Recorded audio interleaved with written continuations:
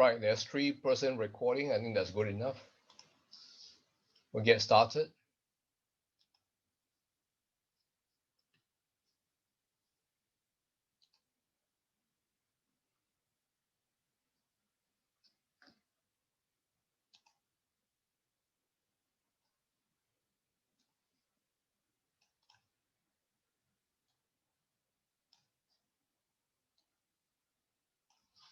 Right, so I'll talk about lecture 3, standard 1, C and 1D.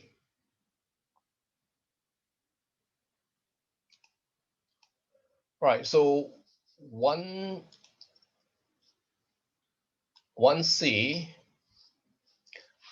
is about not knowingly make any misrepresentation, right? Must not knowingly make any misrepresentation relating to investment analysis, recommendations, actions, or other professional activities.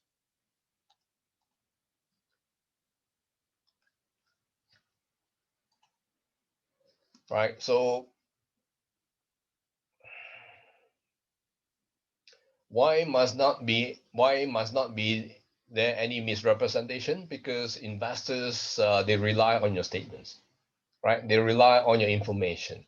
So that is why there must not be any misrepresentation. Right? So if you make false or misleading information, right, you not only harm the investors, but you also reduce the level of investor confidence. Right? You reduce the level of investor confidence, harm investors, and you also threaten the integrity of the capital market as a whole. So the key thing is you threaten the integrity of the capital market. This is the most serious thing. All right, this is the most serious impact. So what is a misrepresentation? Okay, misrepresentation is either an untrue statement, right? Omission of a fact, or any statement that is false or misleading. So these three conditions, either one of these three, or a combination of these three. So if I were to ask you, what is misrepresentation? Right? Basically, these are the points that you should write. Something which is not true, or some facts are omitted, right? Or, you include false information or misleading statements. All right. Okay. So this is a very basic concept that you must know, and which I've always asked in the exam. What is misrepresentation?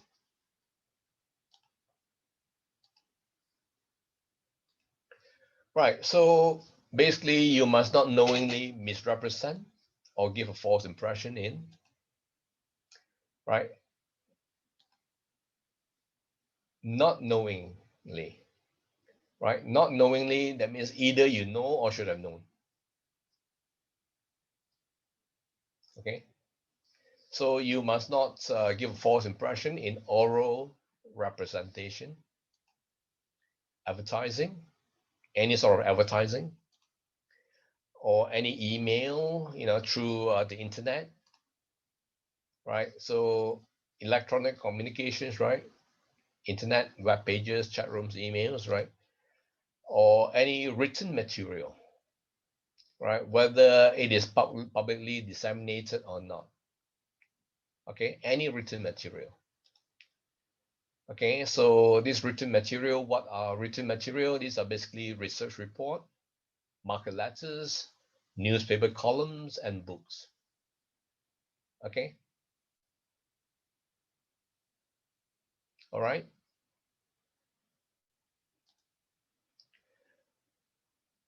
Right. So, and also you must not misrepresent any aspect of your practice, including but not limited to, right, your qualifications, right, or credentials.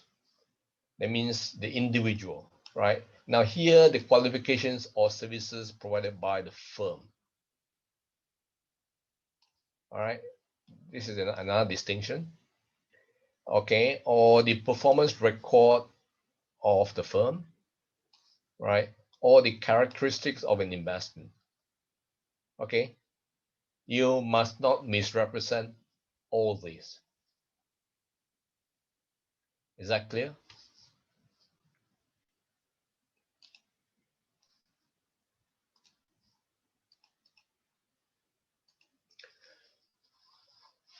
Right, so any misrepresentation, right, you're breaching 1C. Right, so I mean, if you give statements, right, especially for investments that are volatile, if you make statements, right, I guarantee that you will earn 8%. Use the word I guarantee, or I guarantee that you will not lose money on this investment. Statement like this, right? This is still misrepresentation because there's no such thing as you will. That means you will, and then you guarantee. This is misrepresentation. You may lose money, all right? So you cannot make this sort of statements because these sort of statements are not true, all right? Are not true at all.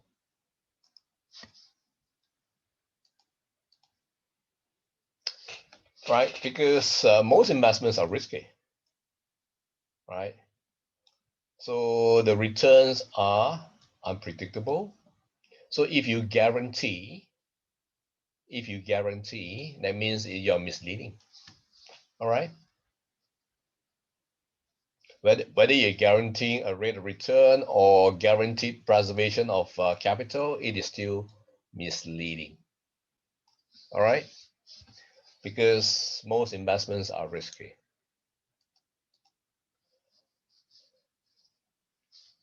Right. However, there's a slight distinction here, right? This standard does not prohibit you from providing clients with information that's I mean, some products, right? The product itself have guarantees built into the structure of the product itself, or for which the institution has agreed to cover any losses. This is okay because, I mean, the product itself has this guarantee. That is okay. But you yourself shouldn't guarantee.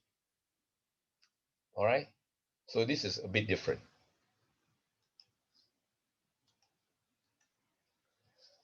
Right. And also, if you copy and paste, this is also misrepresentation because this is not your work, right? So plagiarism is somebody's work. So if you use somebody's work as your own, then it is still misrepresentation. All right. Okay. So basically, I'm sure you know what plagiarism is, right? It's basically copying, blah, blah, blah, right? You should know what is plagiarism. Okay. Right. So basically, you must not copy or represent as your own any original ideas by others without permission, right? So the key thing is without permission. And so if you use others, people material, you must acknowledge. All right. Right. Because, right. And well, I mean, this is a common fact, right?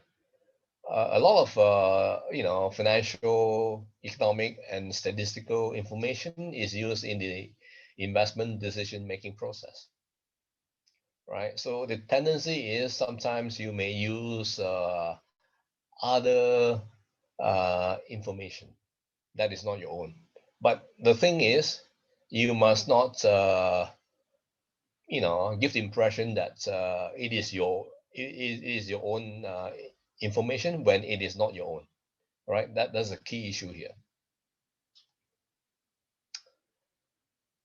right? So as I said, right, you are constantly exposed to the work of others, and there's always this temptation, to use the work without proper acknowledgement. All right, sometimes you may not have the time, I mean, maybe this is just an excuse. I don't have the time to do proper acknowledgement, right? But there's no excuse, really. All right. So in this, you must do everything properly.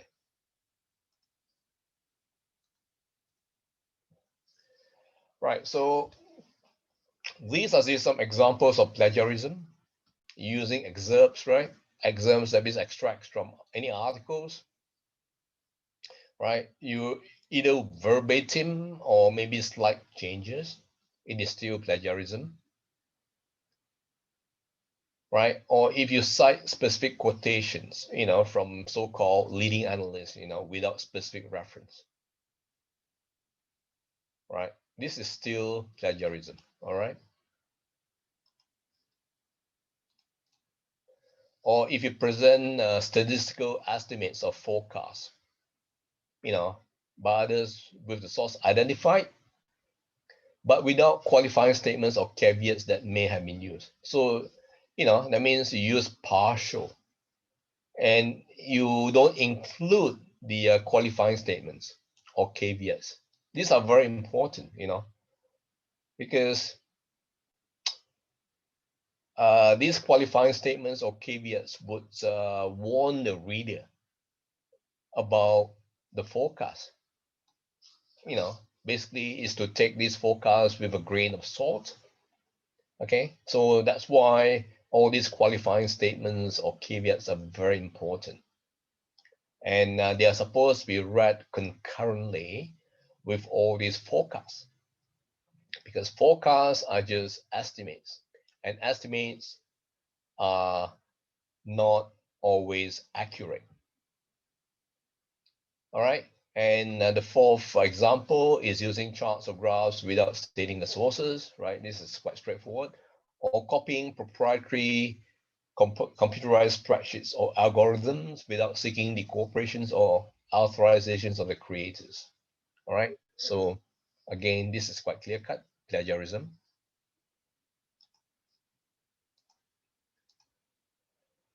Right. So this part is also very important, as I said, right? The recommended procedures for compliance.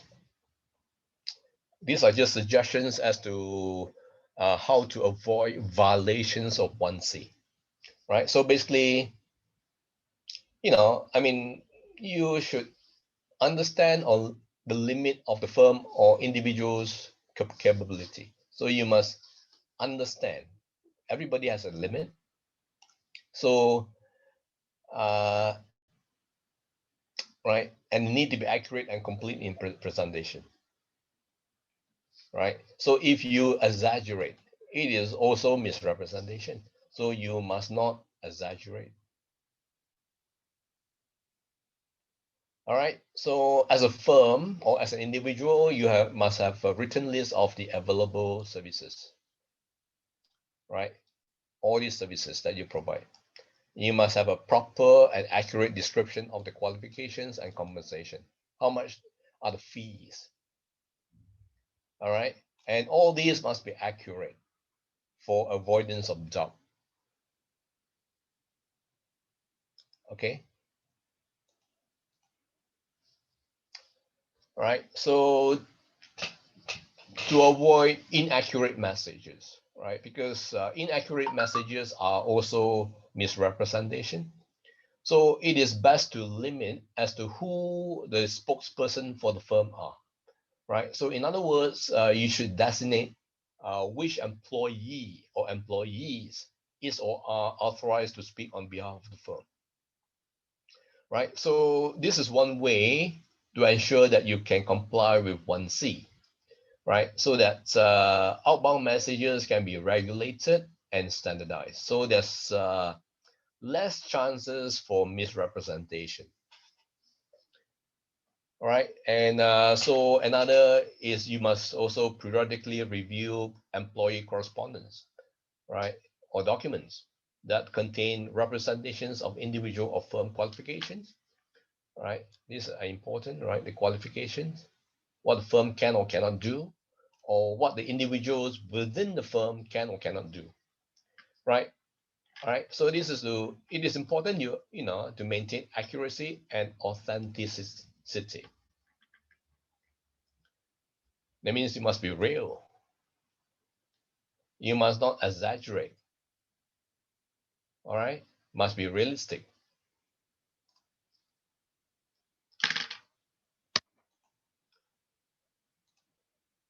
Right. Another recommended procedure is, regularly monitor material posted on the firm's website.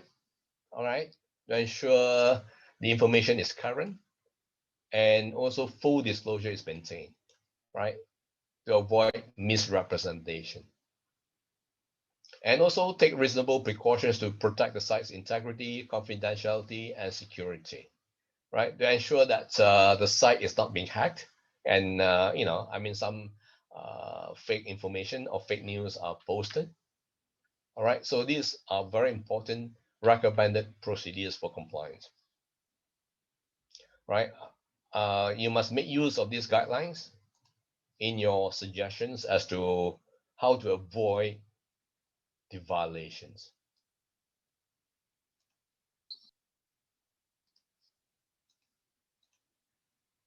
Right. So these are just some key points on avoiding plagiarism, because plagiarism is a big issue here.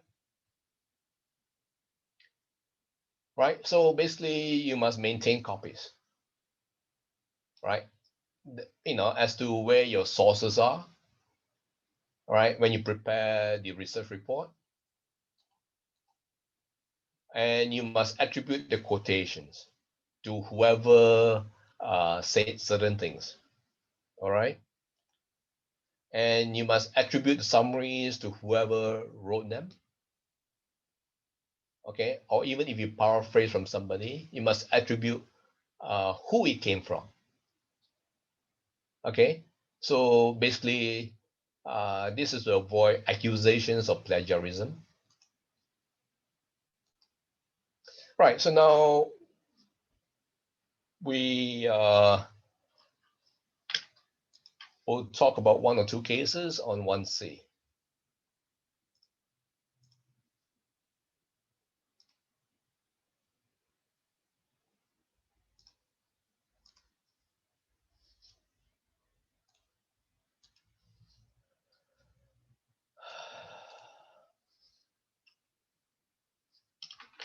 Right. So basically, Allison, is a partner in Rogers and Black, right?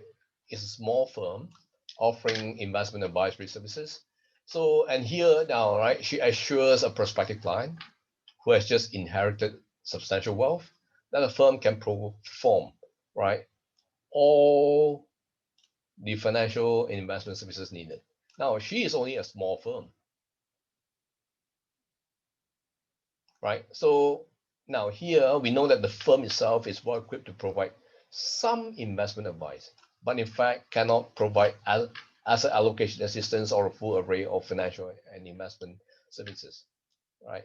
The firm cannot do this, but they say they can provide all, right? So here there's some misrepresentation on Allison's part, right? So now, so this issue is about representing the firm's abilities. All right.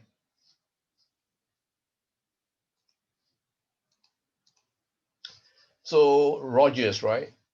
Okay. Allison, right? She has violated 1C by orally misrepresenting the services her firm can perform. Right? She must limit herself to describing the range of services. She must be authentic. Right? So if the firm cannot provide all the services, so she should refer the client, to obtain those services that her firm cannot provide.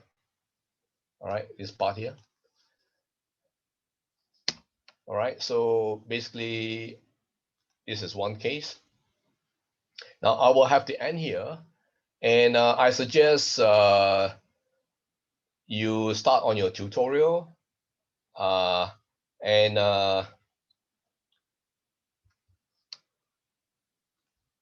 right?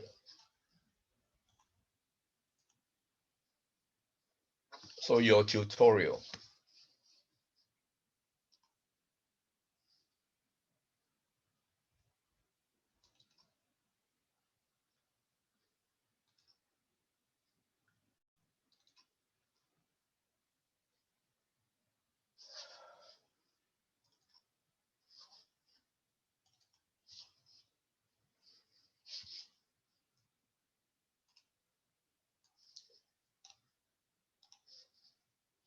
Right, so this is a tutorial 1.1, right? All right, so these are just some of the basic questions. I want you to attend them, and you post it. You post it. You submit on e-learning,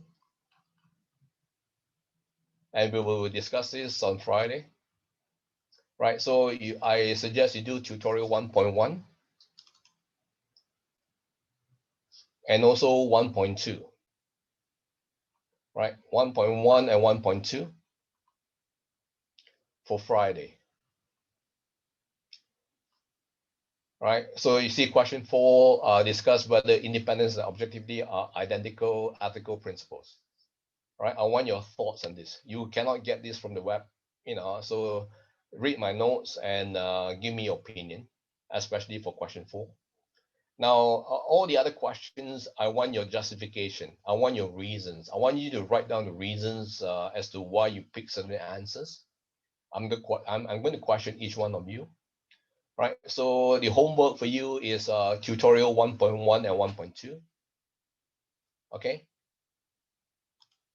is that clear? Right, so this is 1.1. I want you to be able to give the reasons. Right, submit your answers first on e-learning. Thank you and have a nice day. Bye-bye.